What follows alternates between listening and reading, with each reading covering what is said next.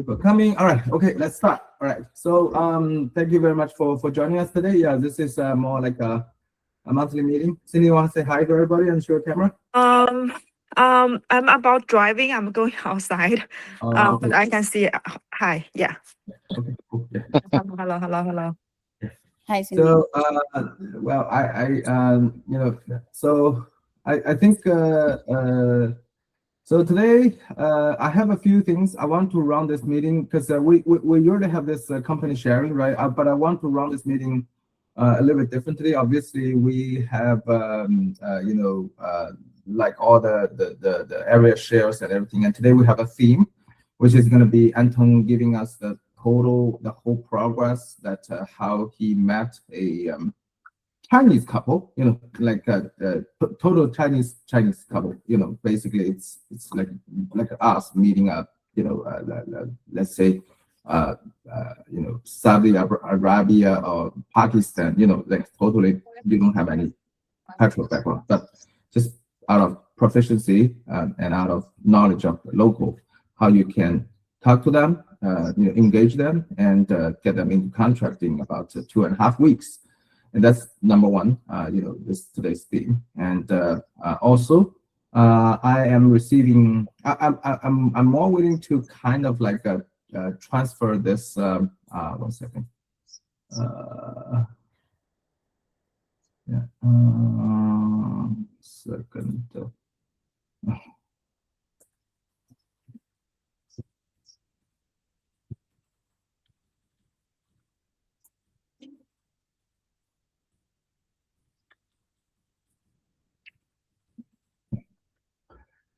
And okay, yeah. So and also I received one team member asking me questions, and I want to. She's not joining us today, but I want to take that as a like an example, and I want to ask you how to resolve, because this is basically going to be the everyday and anytime that can happen to us. Okay, I'm going to give you that example. And this is an opportunity. This is going to be an opportunity that you can ask your questions. And for example, if you have a listing that is not selling, then we have a solution for it. Okay, so my thoughts, and I believe Anton's as well, is that if we take a listing, there will be 1 out of the 3 results. Okay, number 1, at the same timeline, the seller is not willing to take the marketing price, which we respect, right? We give them an option. We take it off the market. We have them rent. However, I'm having. Sorry, yeah, this is doesn't matter. Let me mute my phone. So yeah, number 2 is the seller eventually realize the market reality, right? We do an adjustment, we give them our tactics, okay, and we eventually sell the house. I'm going to show you the counter list results. And number 3 is that we make them understand the process literally, but we do have a timeline. I do notice there are a few of our listings which are standing in the market, and agents are telling me, hey, the seller is stubborn, it's not going well. Well, if it's no action taken on the market for listing at 5, 6, 7, 8 months, then there's something wrong on the agent side. Okay, if your seller is not talking to you, they may be talking to some other people. We're going to address this later. And also, if we have some extra time, I'm going to show you a little bit more newer developments and what we have playing with GeForce. Okay, that's basically the topic of today's meeting. Okay, and anyone are interested in summer's market? What do you mean by summer's market? Like like overall market, or you want to hear something? Because I mean, if you are not at a very noisy environment, I hope that you can unmute. You do not have to mute yourself. So you can talk anytime if you want to, because I want to have more like a open discussion. Like if you have the baby around crying, we understand, no problem. But If Yeah. you are at a place, I'm not, I'm talking about, yeah, like me and Anton, right? We always unmute and talk whenever we want to. Yeah, it's like a discussion. I'm actually standing in the middle of Disney World's Magic Kingdom right now in Florida. So I Yeah, found a spot to to come to the meeting because it's important and good to share experiences. yeah, no Yeah. problem. Okay, yeah. Again, coming back to our topic, anyone is interested in summer's market? Hi, do you mean to say the like current market situation? Yeah, yeah, I Yeah, am. please, we would like to. yeah. Go ahead. Molly, you want to add something? Yeah, go ahead. No, I just want to just tell us the magic. Okay. Celine, raise your hand. Yeah, Celine, you can talk. Yeah, I'm interested in the summer's market. Okay. So first of all, I think everybody having this tour, and let me actually share my screen so you can have the idea.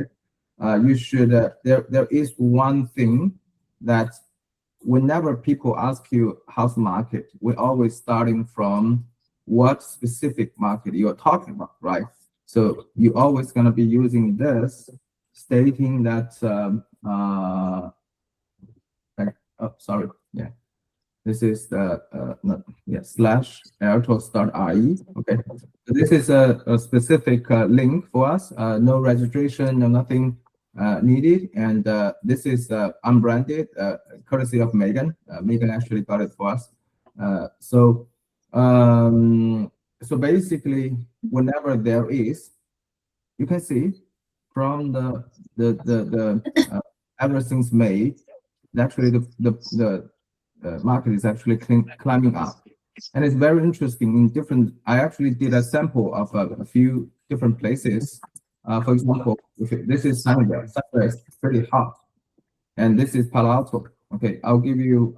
Sorry, this is median list price, and you want to generally do price per square foot. Okay, this is not like typically so high, but it's actually in the climbing up state. Is actually same to our impression. Like in March or April, it was pretty low, but now it's actually climbing up. Is it that's Sunnyvale, right? For Palo Alto, you see a very significant climbing up in price in summer, and the market also is 75, right? And what is very interesting for places like Burlingame, you actually see. Maybe I made a mistake. Yeah. Yeah. Burlingame. Interesting. This market is pretty low. I don't know what's going on, but yesterday I actually checked. I actually check the Burlingame inventory.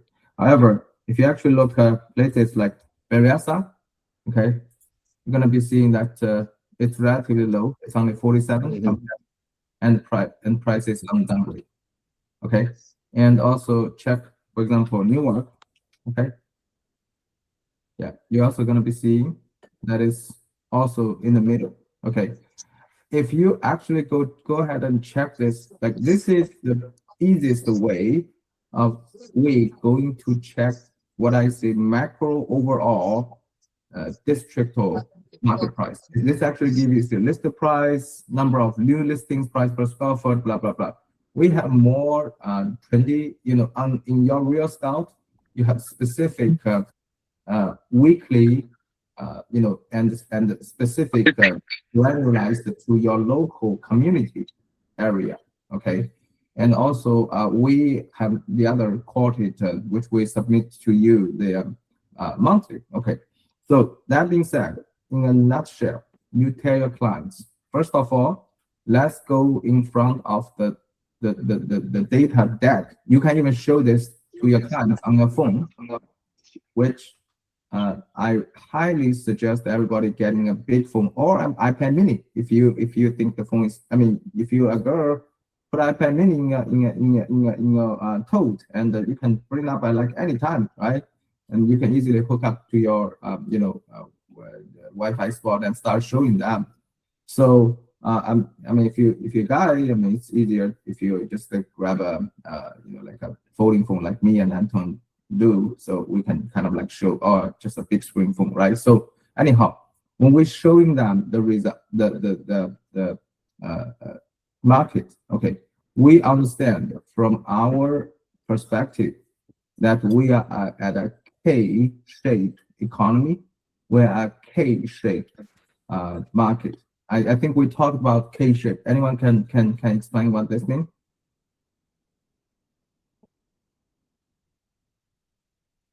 Molly can explain what a The K. what? Um, Okay.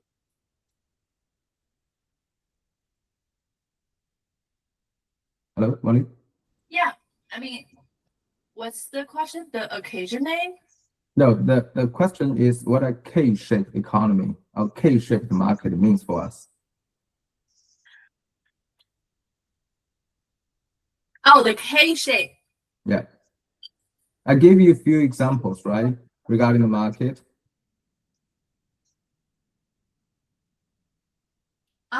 I think the K shape stands for like they have a long tail. No, the market is like this. Let me explain to you again. You can see my screen, right? Everybody can see my screen, right? Yeah. Yeah. So this is an axis, right? This is whatever, like the GDP or whatever. This is the time, right? Okay. All right. This is, let's say, value. Okay.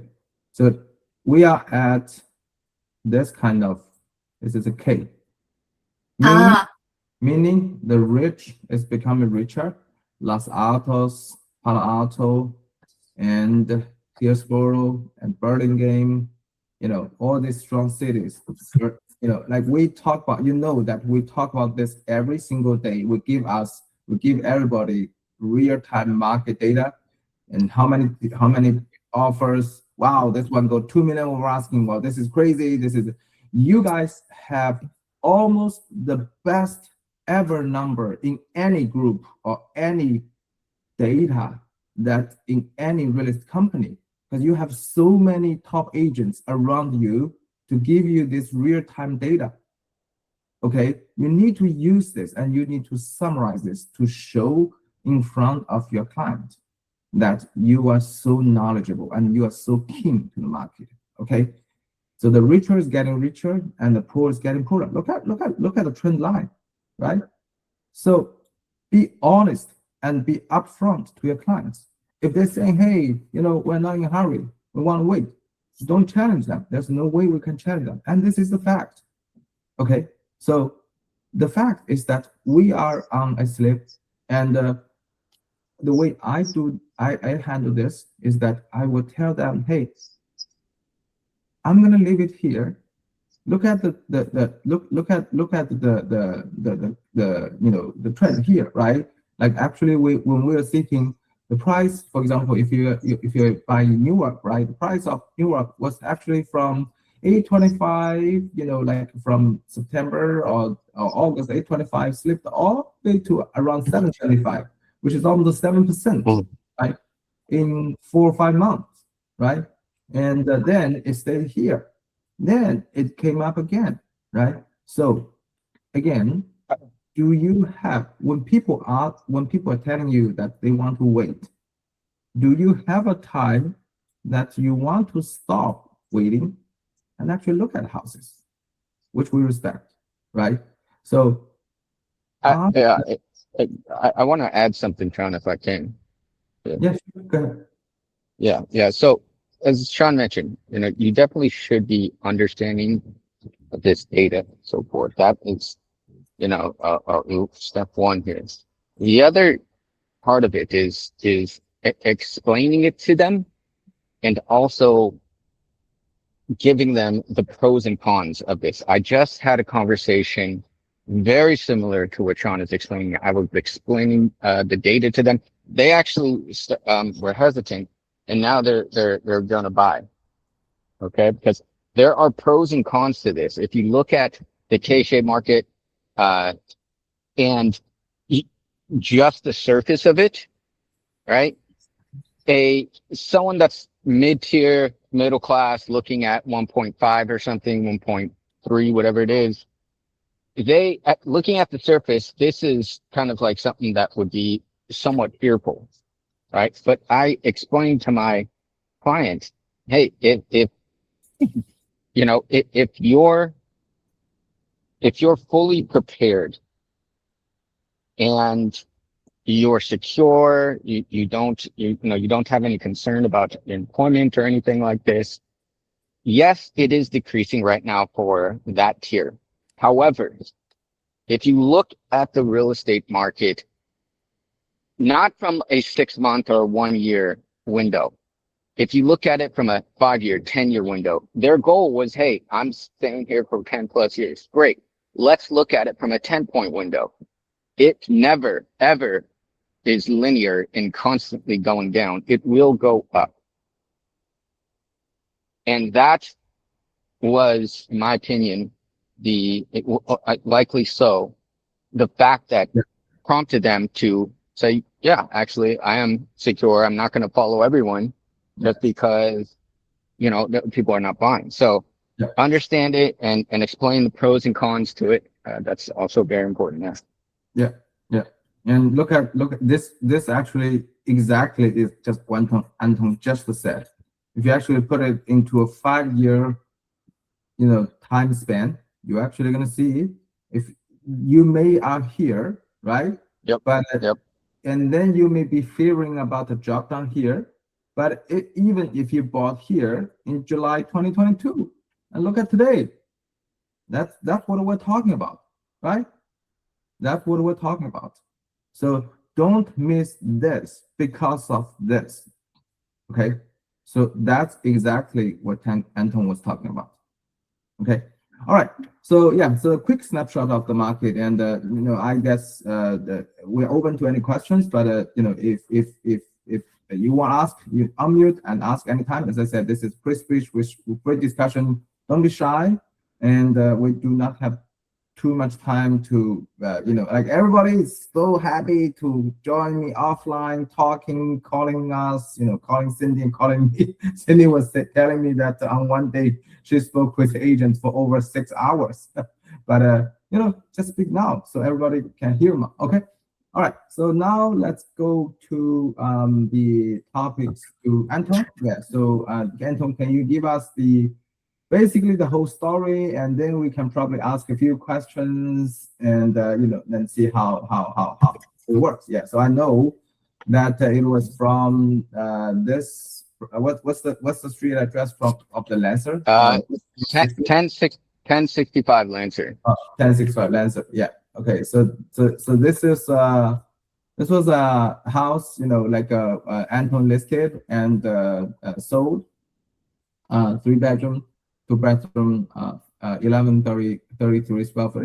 It's in okay condition. Definitely not a moving. Definitely not something, very exciting. And listed at a pretty low price at around 2.2. Yeah, 2188, 2198, and sold for 2.6. It's a successful sale, but we want to hear out, and like about a couple of weeks ago, Anton said, hey, I got this house into contract, and and I was like, and I just know them for like 2 weeks. So yeah, so it's really very surprising for me. So that's why I asked him to share the experience and how to talk to them. Yeah. Yeah. Okay. Yeah. So before I start, one thing that's very important that Sean mentioned about this particular transaction here, he mentioned that they were a Chinese couple, and that they are, all right, and they're not like my Chinese friends that I grew up with here. They're not like super American. Okay, so the reason why he said that is because he wants you guys to understand that it doesn't matter if you're a Chinese person or a non-Chinese person or whatever that is. You can, with sheer performance and knowledge, you can break that barrier. And if it's uncomfortable, if you're a Chinese person, you're, approaching a different ethnicity or something. If it's uncomfortable, that's good, because you need to get out of your comfort zone. Okay. So it doesn't matter to me if there's a buyer in there. It doesn't matter. I'm pursuing them. Okay. So it's very important there to understand that. So yeah, I met this couple, and it all starts with a little bit of luck. Okay. And you cannot get that luck if you're not at the open house. So whether or not it's a slow open house, you think it's going to have a slow open house or a busy open house. I've closed clients with an open house that I did that had two people in it. Okay, so I met the couple, and my approach is a bit different. I don't ask if they have an agent or anything like this. Okay.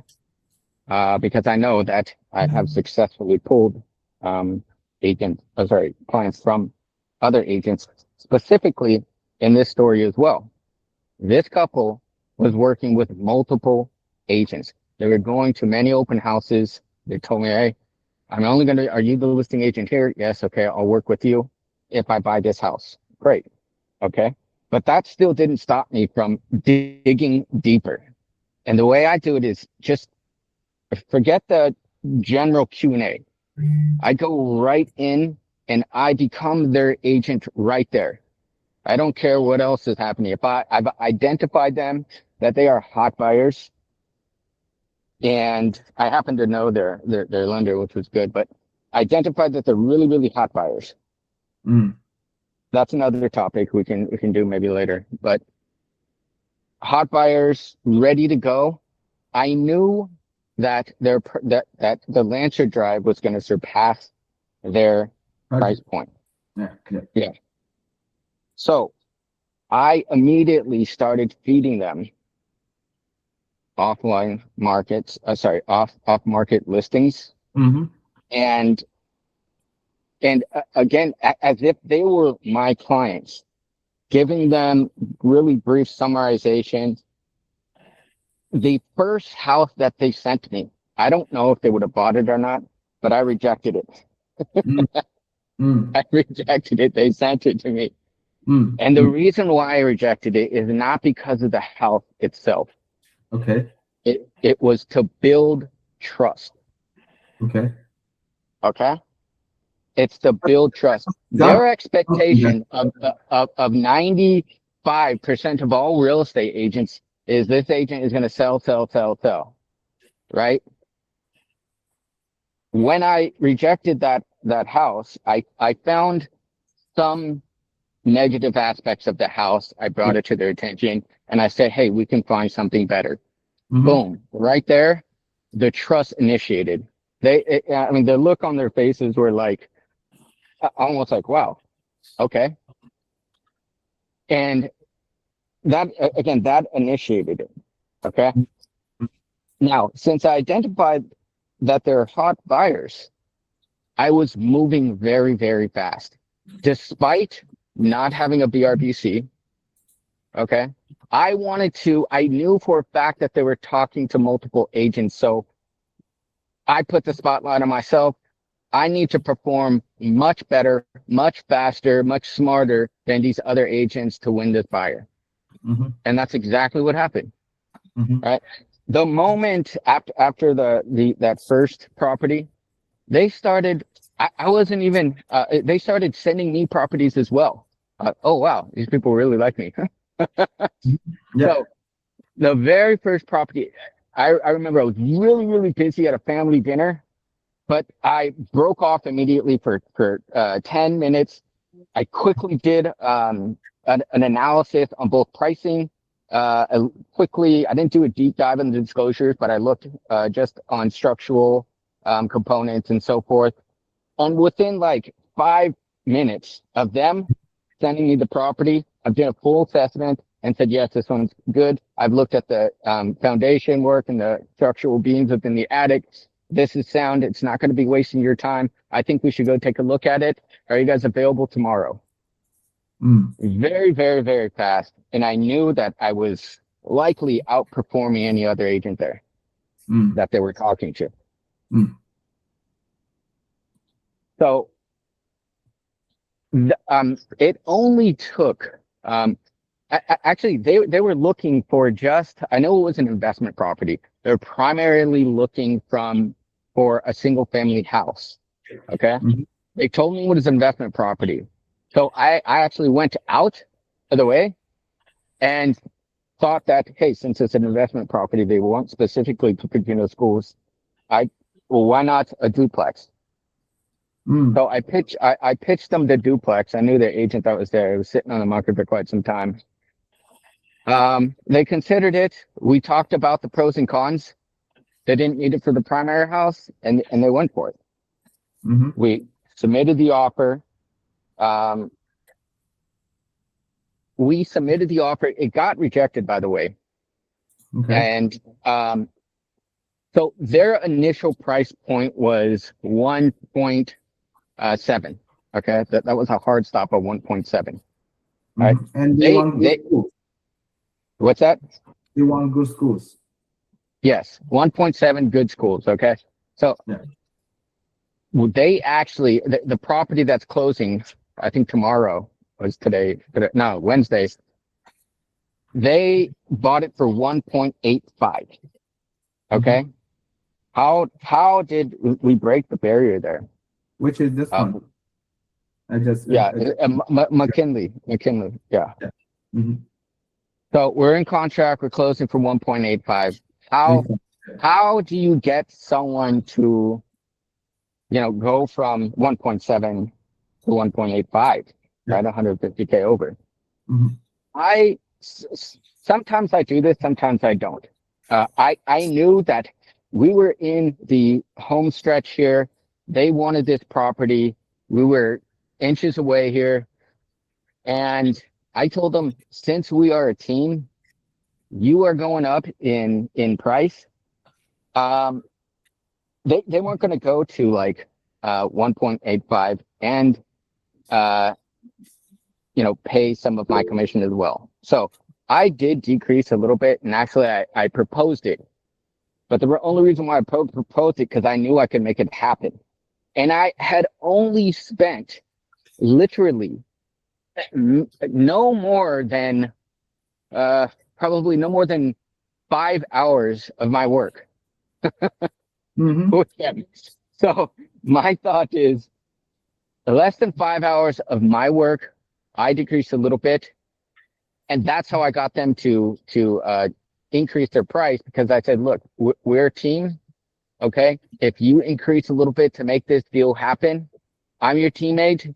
I'll decrease a little bit my commission. If you increase your price point, let's make this happen. This is a good deal. I sent them all the comps. This property should normally be somewhere around 2 million. That kind of pushed them over. If I didn't do that, I don't think we may be closing this Wednesday. Mm. So I don't think of on all scenarios. So on every single scenario, I don't always think of getting every single last penny of the commission. Mhm. When you identify a scenario where you can slightly decrease in order to make it happen, I suggest you do it. Mm. Mm. One of my really, really good friends told me.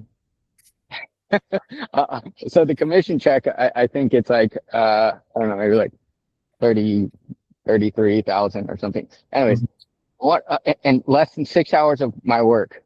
One of my good friends told me is, how many chicken nuggets would it take for you to cook and sell to make that commission check? To make that commission check. It was actually Sean said that line, but it's perspective, right? Yeah. I mean, some people you can look at it as a negative aspect, like, okay, I'll go on a small tangent here, but okay, like, hey, I'm going to reduce my commission. I don't want to do that. But how many hours did you put in for me, for this particular transaction? It was less than 6 hours for 33K check. Yeah. Yeah. How many people would do that, right? Yeah. So. So, Okay, go ahead. yeah, no, yeah, go ahead. Then, No, it's okay. I'll let you finish. I'm just trying to summarize, what you just said. yeah, sorry, that last part was a little tangent, but it's kind of important too, because again, if you're inches away, maybe you might think differently if you've done so much hours of work and bent over backwards and all this stuff. But something like this scenario, is, it's definitely worth it. I'll do it with any client if I only have to put in that minimal amount of hours. I think Anton was giving a few very good points. I want you guys to take notes right now. If you don't, I hope that you can take out this video and keep watching and also ask yourself and doing rehearsing again. Okay, I'm going to summarize what Anton just said. All right. Number one, we as agents, we always want to work with people who are nice with us. That's wrong. You need to find people who has need for us. You do not, I mean, it's good if you have personal relationship, you like them, the overall working progress is fun and it's nice and everybody has a good thing. But it is not necessary. So it is very important for you to show the professionalism, as Anton said. Be their agent already there. Okay. Establish a working relationship. That's number one. Okay. Number two, look at this school, what Anton found for them. And I mean, this house is not perfect. Okay. Let me show you why. Because across the street, if you actually look, I checked this house and it was on the market for 2 million. Okay. And if you actually look at this house, it's at a corner. Okay.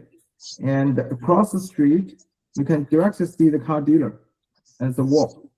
This is in no way a perfect house. But do you know what is the average price per square foot? This is a 1,500 square feet house. Do you know what is, and at a 1,270 price per square foot? Do you know what is average per square foot for this area? I'll give you the direct answer. It's somewhere between 1,700 to 1,800 per square foot. Okay, so as an investor, you will let them know what is the number. Like we buy stocks. I don't want to go much too deep about stocks, right? If actually I just bought 5 shares of SpaceX today because I feel the price is undervalued. So there's no house that cannot be sold. If you have the right mindset set with your client, as you see, first of all, identify them are in an active searching mode. And second of all, identify the exciting points that can make them move. And before that, use the reverse skill. We have been keeping talking. I have been talking about reverse selling. If you do not understand what reverse selling is, ask one of us, ask Cindy, ask me, ask Anton, or ask Ripple. Okay. So we will be knowing that use the reverse selling, we are gaining their trust relatively fast. After this, the final step is to make maneuvers, is to make necessary movements. For example, your commission a little bit, right? To close the deal. Before you close that, you have to understand you have something I have been keeping.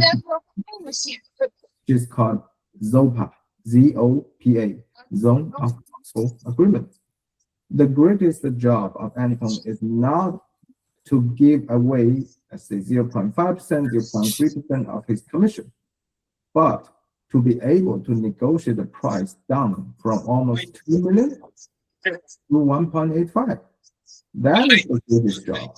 That is making the clients greatly feeling the agent is doing such a strong negotiation for them.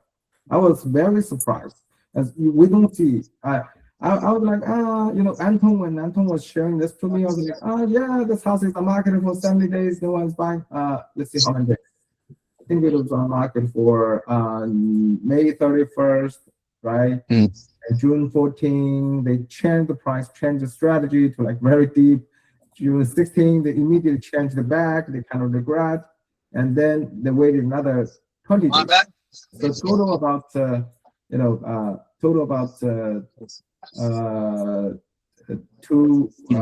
June 40 days, right? 40 days on the market. However, 40 days on the market with an 8% price job. That's job well done, man. That's job well done. How many, Mhm, mhm. how many, houses are market at this price? I was so surprised. This is the price for this area, even for this house. This is the price of 2020, later 2020, not even We, 20. yeah, we So- we did a few counters on that too, by the way. Can you share like what's your strategy when you negotiate the offer? Like, do you have other offers at the same time, and how did you convince them to accept the offer? Could you please share a little bit? Yeah, so it's the same thing how you should be doing with your clients. Fully understanding your client and fully understanding the seller. Pick up the phone, talk to the agent, get to know it. Think about the listing agent perspective. The guy was desperate. He said he was going to go renting. He just showed his cards there to me and I got to work. Okay. This guy is desperate to sell. So now he's actually on my side. I see. Think about that. The listing agent is working on my side to get the thing sold. I knew, and by the way, here's another kind of tip to get some more trust with your clients. Just like I said, specifically with your buyer clients, know your buyer's client. I knew their top level price, their top price. How I asked Kimmy, who's the lender, DTIs. I asked them through a series of questions. Hey, if we found a perfect house, that was 1.95.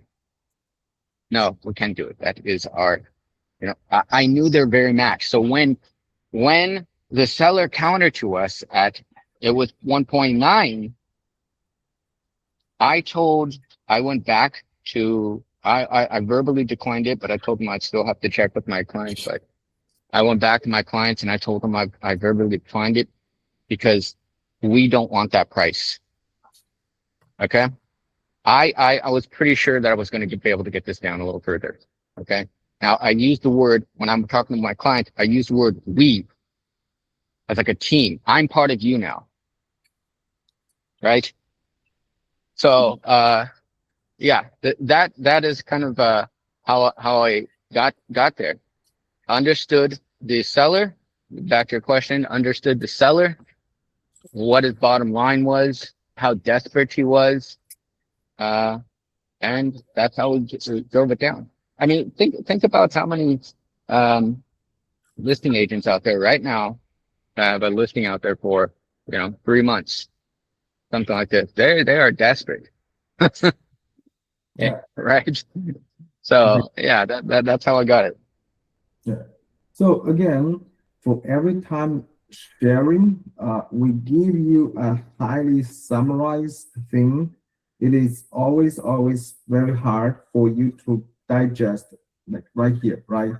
You need to go back and check this meeting. We post every single meeting on YouTube, and we do have the training library where you should be utilizing and make it your own. This is a job, and we should be practicing. Like we are like athletes, right? We need to practice every single day. If we do not practice, how do we, whenever you meet a prospect, like I throw you, you guys know I'm being distributing leads. I give you phone numbers, give you emails. However, I'm observing many of the agents, they follow up like 1 time, 2 times, no response. That's it. They don't try to call them. They do not try to ask what the buyers are looking for and what the seller's thoughts are. They're just throwing, hey, what do you think about this house? What do you think about that house? They don't think because they don't have needs, right? So we need to put ourselves in front of their needs. Again, you do not have to be their friends, but you need to be someone they actually trust. Okay. So thank you for Anton to sharing this. Anyone have any questions you think you want to ask? This is the direct opportunity and chance to ask. I have a question to Anton. Go ahead. Hi, Anton. Yeah. Can Go I ahead. ask? Yeah.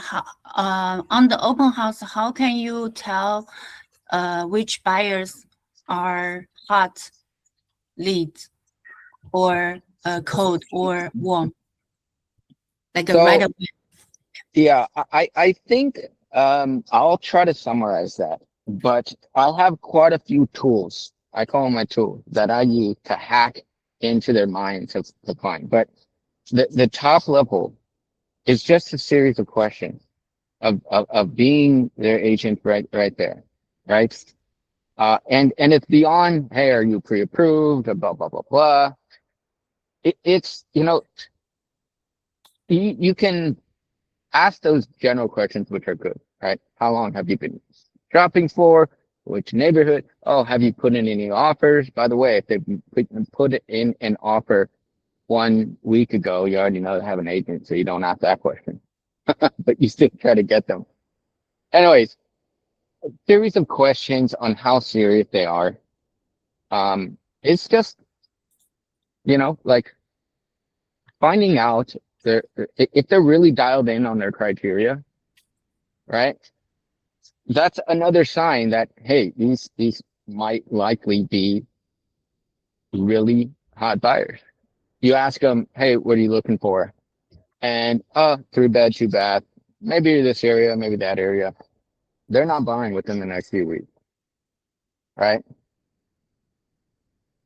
Keep digging with your tools, your questions, and you should be able to find out if these buyers are hot or not. Mhm. So, but it all starts with you talking, you asking, right? You caring about it, about them. There's so many times where I've, that trust. Sorry, I'll do one quick tangent. The trust factor, right? As Sean mentioned, you don't have to be the friend. They just have to really trust you, right? There's so many times where I know that they're not going to buy that house that I'm hosting the open house, and I'll flat out tell them after I get their criteria, this house is not for you, which is completely opposite of their expectation of me. Mhm. Yeah. Yeah. Yeah. Does that Thank kind you. of answer? Yeah. Yes. Yeah. Thank you. Yep. Great. All right. So, well, you can definitely interject me and ask anything if you want to jump out, even come back to Anton, no problem. Okay. But I wanted to share with you anything, any agent actually shared with me this morning. So basically, this is a typical scenario that you may like find. Okay. So here are some pictures, right? Basically, the agent helped the client to buy this, like I would say 3-4 months ago, maybe half a year ago, and the agent sent a video like this. Oh wow, a lot of cracks, right? Yeah, you kind of can see that, right? And oh wow, seems to be cracking, right? And also cracking drywall and cracking and cracking and oh wow, dry concrete and the client is saying, hey, what do we do about it? Okay, so I want to ask you, each of you, what do you think and how are you gonna handle this if your client send you information like this? How are you gonna handle this?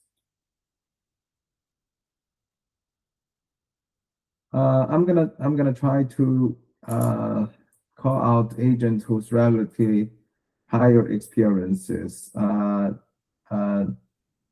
Jing Mei, can you talk? Yes, I can talk. How do you handle this if your client send you something like this?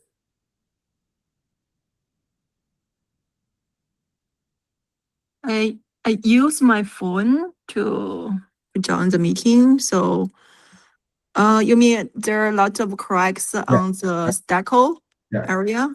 Yeah. And also you could find some cracks on the flooring. On the Is ground. that correct? Outside. Sorry? Outside. This is all outside the house. Oh, outside. Yeah. So usually when I see a lot of cracks on the stucco, so one thing I will share is normal. Mhm. And another thing I will tell my clients why this happens. Usually it's because of settlement, Mhm. especially a lot of old house in Bay Area. And if you tour the 10 house, maybe you could find the cracks, I think in 9 house. Mhm. So yeah. And if you are worried about the foundation issue, just ask a foundation expert to go to the crawling space and help you double check Yeah. if there are any vertical or horizontal cracks in the foundation wall or something like that. Yeah. So I will ask them, what's your concern? And Yeah. then I will tell them how to solve these Exactly. problems. Yeah. Yes. I think that's a very good answer. First of all, don't panic. Don't think it's at the end of the world. Okay. We need to identify what the problem is. When, first of all, this is already ended. It's already closed. Nothing is going to be reversing itself. The client is showing, there are some contexts which I don't want to talk too much, but basically the client is giving this to express their unsatisfaction of the imperfectness of the house, which means they're a picky person. Everybody knows it's perfectly normal and happens in Bay Area because we are on a what zone, what kind of zone? Anyone can answer this question? Earthquake. Geology. We are on what zone? Liquefaction zone. Italy, we are on liquefaction. We are on national level, level 2 liquefaction zone. And we need to remind, if I were this agent, I'm going to pick up my phone and even do a Zoom meeting. First of all, state the facts calmly, okay? And invite them to see a few examples of similar houses at similar ages, okay? However, that cannot stop there. They come to us for help.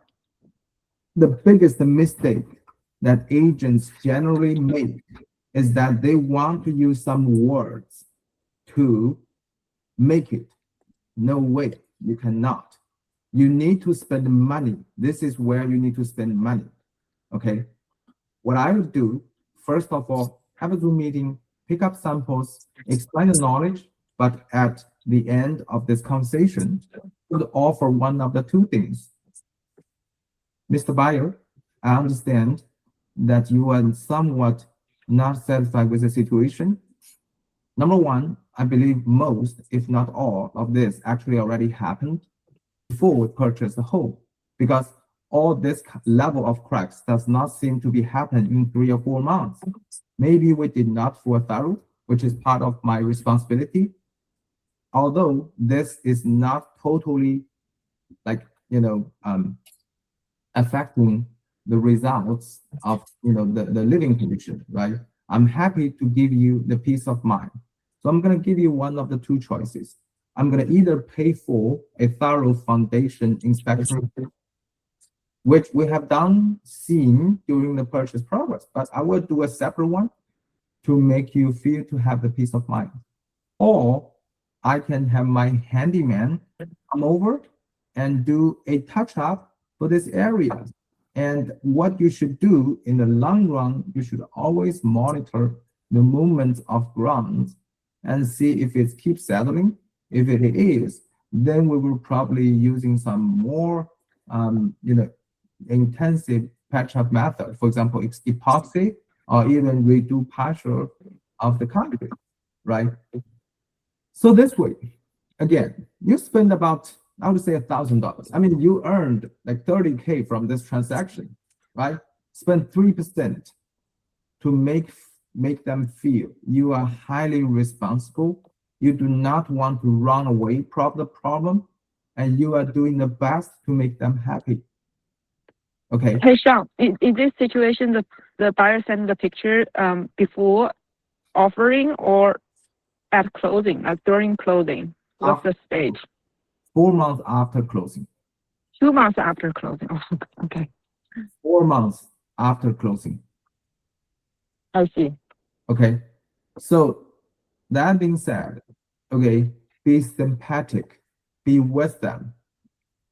Do not the seller, the buyer was kind of like, oh, we should go to the seller. Hey, you need to talk to the seller for me. Talk to the broker, to the agent, and the seller pay the and the seller do the new thing. No. First of all, that is the reason meeting, Zoom meeting, explain that what is the norm, what is the normality, right? What's the reasons are? Give them knowledge, give them sample, and make them understand what is an as-is sale, but provide a solution. I find this way works very well, and you have a very satisfied, because honestly, the buyers, as I said, they're picky person. They don't care who, they just want get something. They actually do not care who gets something. But if you make them understand it is not the seller's responsibility to entertain the buyer for your own all satisfaction, but the agent is making personal sacrifice to accommodate you as the buyer. The buyer is actually going take a step back and give a little bit of understanding of, oh wow, maybe I'm asking, I should be a little bit respectful and nice to other people. Oh, actually, it's my agent who is sacrificing. So they were generally, think, hey, yeah, maybe I'll ask some people. I have so many cases. They end up, hey, I'll ask around, and if I have any questions, I'll let you know. But I think it's okay. It was okay. All right. So don't make a common mistake. Agents, they try to deny. They try to start from deny. Oh, this must be it. Before we bought it, did you ever see it? I mean, the house is as itself.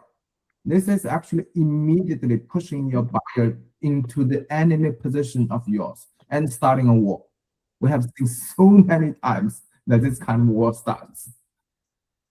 Okay, so again, On one question, did they not see these cracks before they bought the house? well, this actually comes to the background part.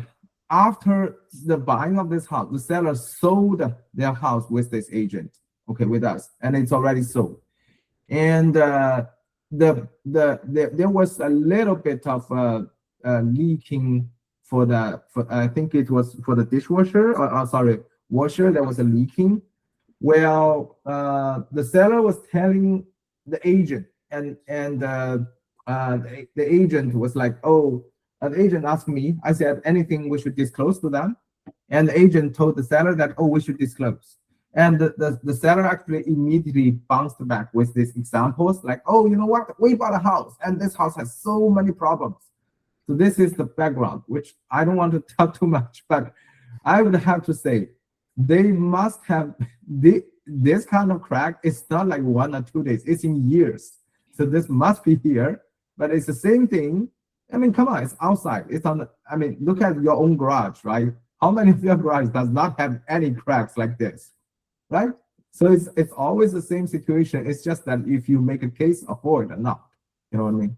So basically, this is something we need to understand. As I said, be sympathetic with them, be empathy with them, but don't try to challenge or make a case out of it. That's why.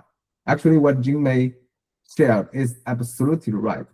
Having the composure, okay, explain to them objectively what is the normality. That's why you need to grab your knowledge on a day-to-day basis, and your knowledge actually comes out of the actual, cases of yours. And the reason we are having such meetings, such discussion, is to make your knowledge grow faster and more accurate than most, if not all, of the Bay Area agents, so you can become more competitive. And also remember this: it's not only one or two facts; it's the way of you thinking, it's the way of your process items and information, and the way of deliver it. That's what we call experience. Okay. So second topic. Okay. Pretty much that's all. Okay.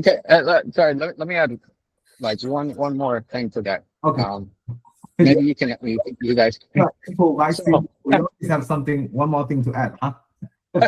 No, it's actually important. Okay, because whenever like this scenario, okay, they sent this, there's cracks. Yes, it is normal to us. No, it is not normal to them. Okay, so on stuff like this, cracks and so forth, I usually don't just say it's normal and that's it for that particular response. I always follow up, Mr. Buyer, Mr. Seller, Mrs. Buyer. This is typically normal, blah blah blah blah. However, I want to ensure that there's nothing further, surrounding this. So I will get to the bottom of it for you by looking at the inspections, and if something is a little bit concerned there, I'll even call the inspector. So it's normal to you. So what you communicated, yes, it's normal, but you're ensuring that, hey, you're the agent that's going to ensure that, you're going to do your due diligence on your part. So, yeah. Add that. Yeah. And do not ever disappear or ignore, since you already got the commission check, do not ever ignore them. You need to respond. Okay. Number one, if you ignore them or try to be evasive from such questions, not only they are not happy, but also you may be at a level of either misrepresentation or negligence, which is a very, very heavy accusation in real estate practices. We all know this from NAR Code of Ethics and also real estate common standard, right? So always respond to them, give them a solution. Okay. All right. So last thing, I want to give you guys some updates again. To be honest with you, some of us are being testing this like a system, and the reason we trust me, I know that a lot of you wanting to use this like so much, but we're having all kinds of.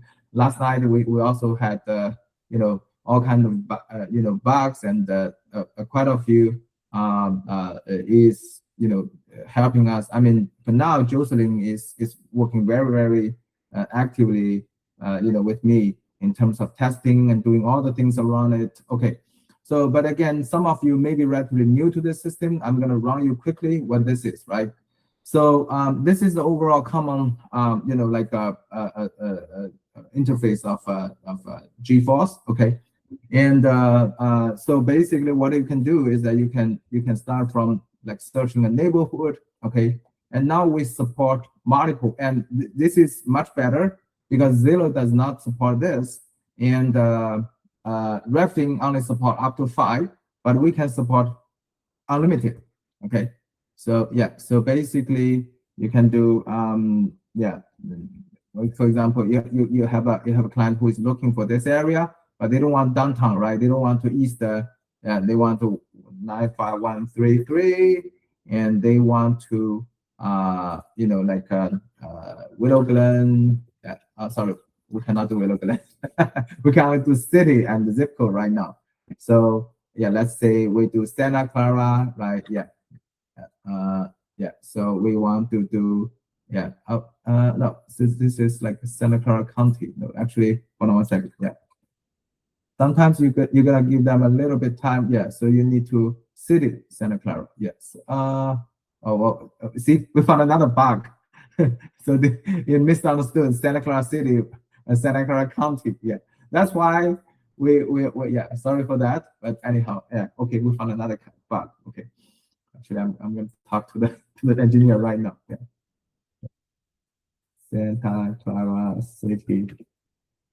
Now shows county. Yeah. Okay. Anyway. Yeah. And let's say Sunnyvale. Yeah. Okay. Yeah. City. This hopefully is right. Yeah. This is right. So it's just because I think this is a bug because it failed to fetch, right? And that's a Mountain View. Okay. Yeah. So I'm just showing that we have the multiple city searching capability. Okay. Yeah. We have this many, right? So you can do the same thing. You can do price, like for example, you want to do anything under 1.6, right? 1.6, yeah, 1.65, that's fine. Yeah. And you want to do anything over 1 million. Okay. Yeah. And you want to do 3-bedroom, 1.5 bathroom. You want to do single family home, and you don't want to 2 small lots, right? You want to do lots with over 4,000 square feet. Actually, we designed everything. It's actually feeling that we have better increments because we kind of find 1,000, 2,000, 4,000, 6,000 is much better than the red things like a 2,500, 4,500, and 6,500, which is so strange. This is the most common increments that we're using, right? So, and if you are saying, no, Sean, hey, I don't think this is right. I want to change this. I want more. Yeah, we can change it. So the coolest thing about GeForce is that GeForce is actually made by you. It's made by Gaia agents' joint efforts.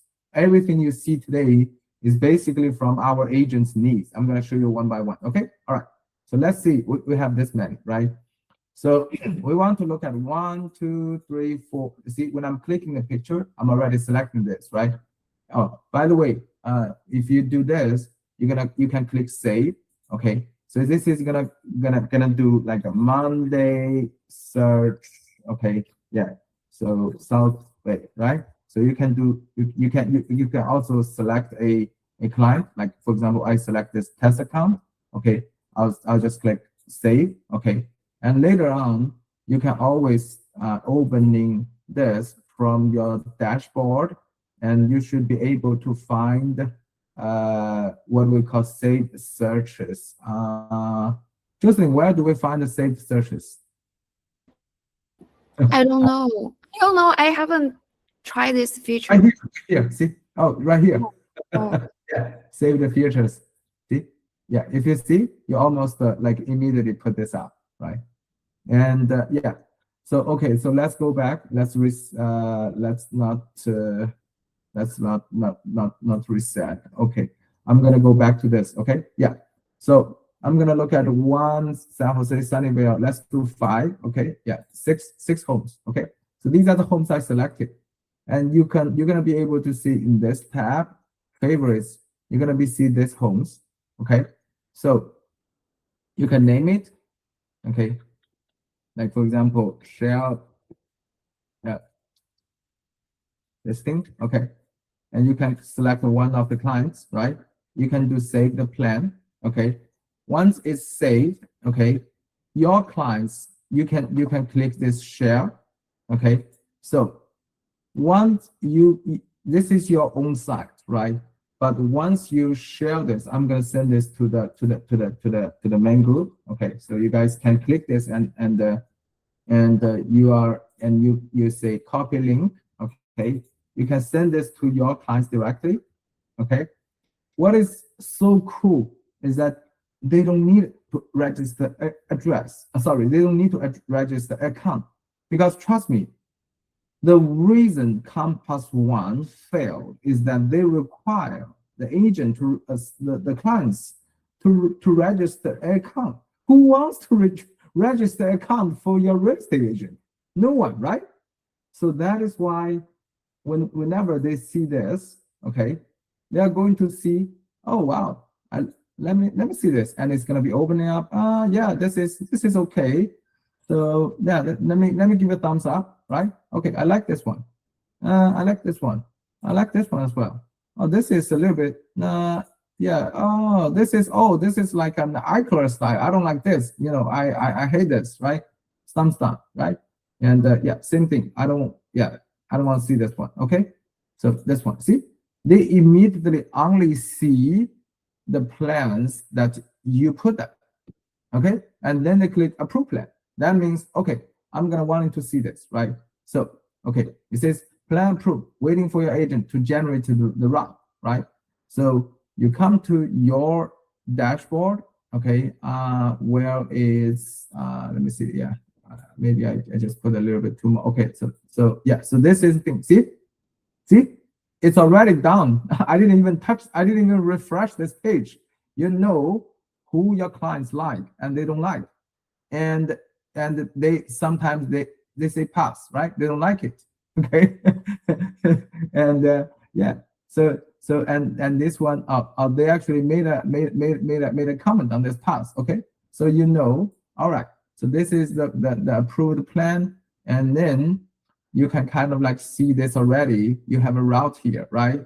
So you also can select, understanding that they don't want this, they don't want this Swagger, they don't want this Rosario, and this they said common pass. So you want to remove this 714 Lakebird as well. Okay, so it's not giving us, for some reason, it's not giving us the option of deleting this. So we're gonna have to ask the yeah, see, that's why we're kind of keep debugging this. So we always kind of finding, yeah, so this should giving you a you know, because the real case scenarios can be really complicated, right? So this should be giving us a option to delete this, right? So yeah, actually let me send this to this. Yeah, so yeah, and of course everybody can put notes, right? So for example, you want to start from 611,607 Fulton. So you want to start from here, okay?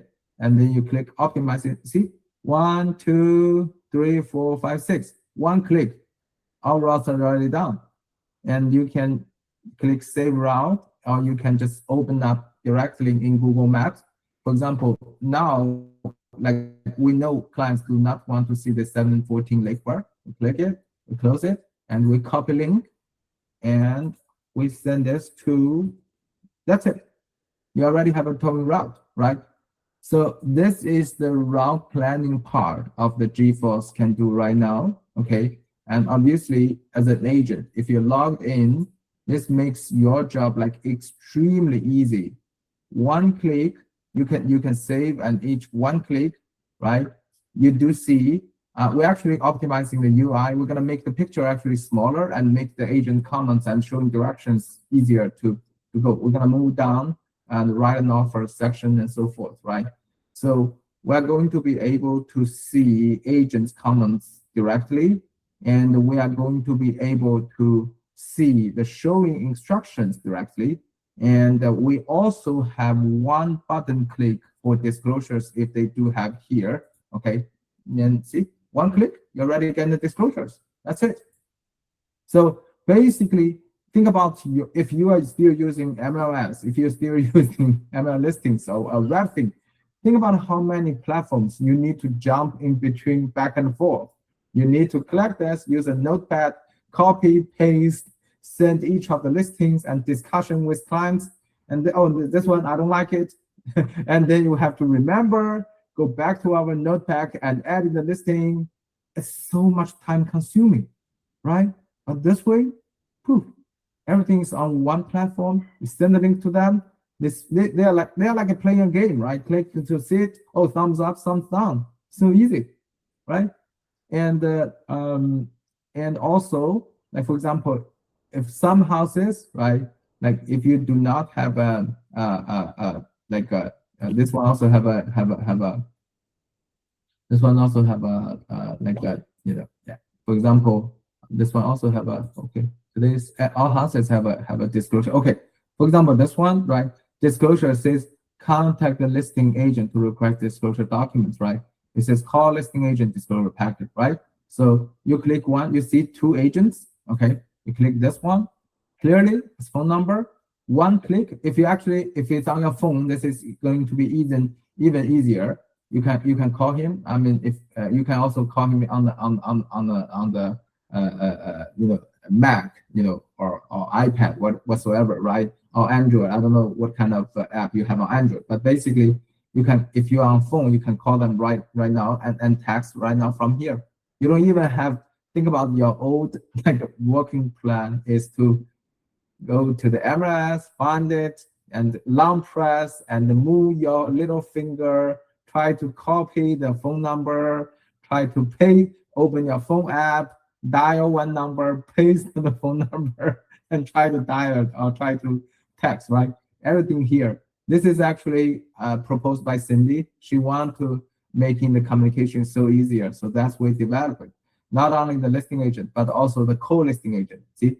Yeah, these two people are different. 650-415, right? You can call them differently, and everything's here, right? So yeah, there are so many things. I don't want to spend too much time. I want to introduce more. There are bigger parts like comp analysis, which I have not covered because we're still working on it. And also write an offer, which is super great, also in conjunction with Offerta. So, but in order to write an offer, you better get yourself familiar with the basic car and also Offerta, and then we can go from there. Okay, all right, so we passed the 1 hour. Again, same thing, 3 minutes for any questions or comments. Otherwise, we call this a day, yeah. And One yeah. question for Anton. Yeah.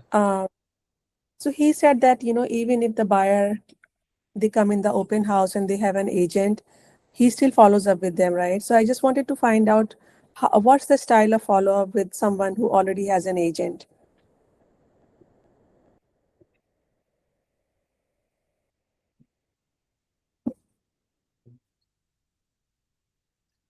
Anton?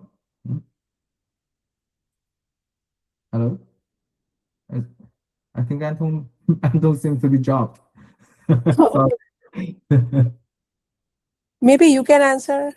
Sorry, what question? I was typing a word to an agent. Yeah. Okay, my question was that if a buyer walks into the open house and you find out they already have an agent they are working with, so how do you follow up with them? Or you just follow up with them? Well, if the answer is that they do have an agent that have a signed BRBC, I would say don't. This might get you in trouble.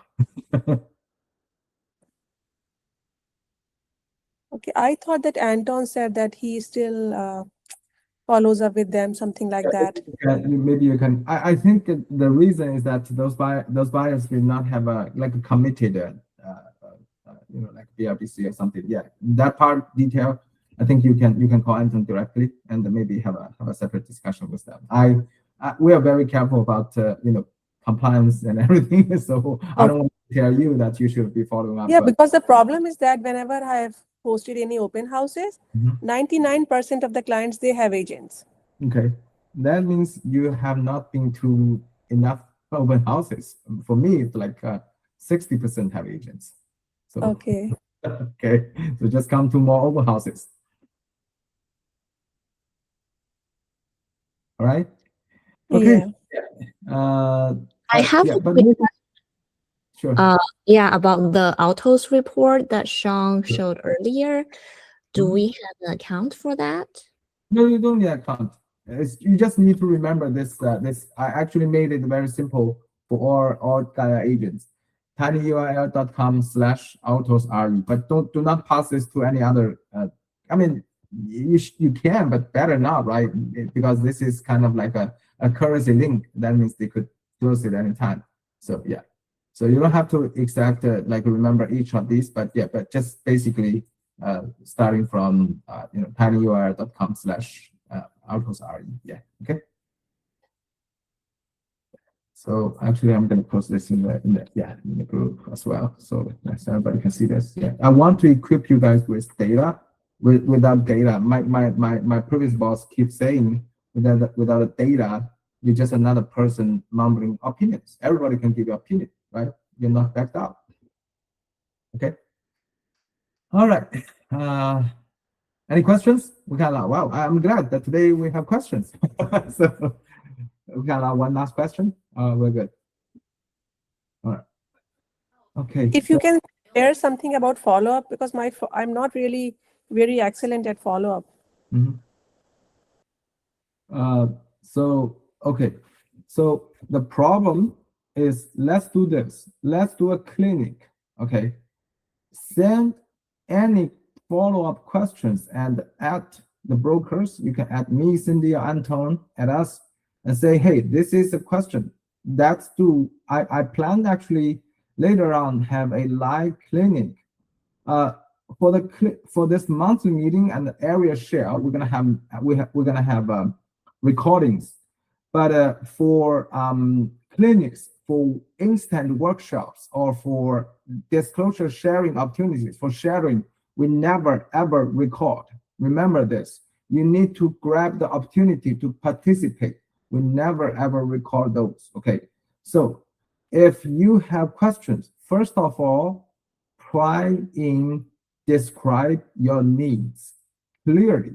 You cannot ask questions like, how do I follow up? It's equal to questions like, how do I become a real estate agent? How do I make money?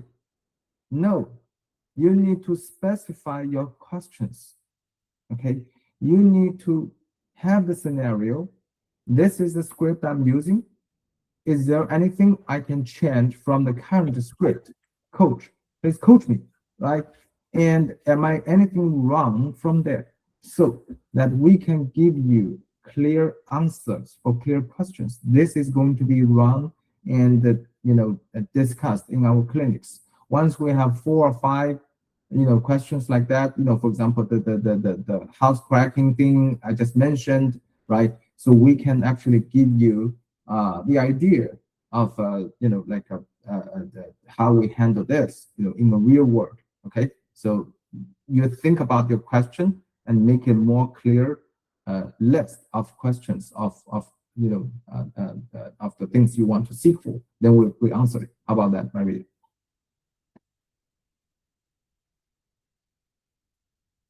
Okay, so I guess that's it, right? So thank you very much, everybody, for joining us today, and it's very fruitful. Again, we don't want to drag everything very long. We want to keep the time. So yeah, and this meeting will have recording, and you can definitely watch it online. And any questions, always reach out to us. And so we have so many people that are willing to help and ready to help. Ask questions in the group, ask questions to the friend, top agents that you like and work with, and also ask the questions to the brokers, me, Anton, and Cindy, plus Ripo, and Trey, and also Michelle. We are all brokers. So yeah, so that actually, do it. Okay, all right. Thank you very much, and enjoy your week. And oh, by the way, most importantly, I will be gone starting this weekend. So Cindy will have, I'll talk to, I think, let me see. Hold on 1 second. Yeah. Oh, sorry. Yeah. Yeah, agent assist, and I think area sharing. For next time, it is area introduce Anton's Jen. Okay, so we have not scheduled the other one. So I think it's going to be around 2 weeks from now. We're gonna talk to today is what's the Monday 2 weeks from now? 8 August 3rd, right?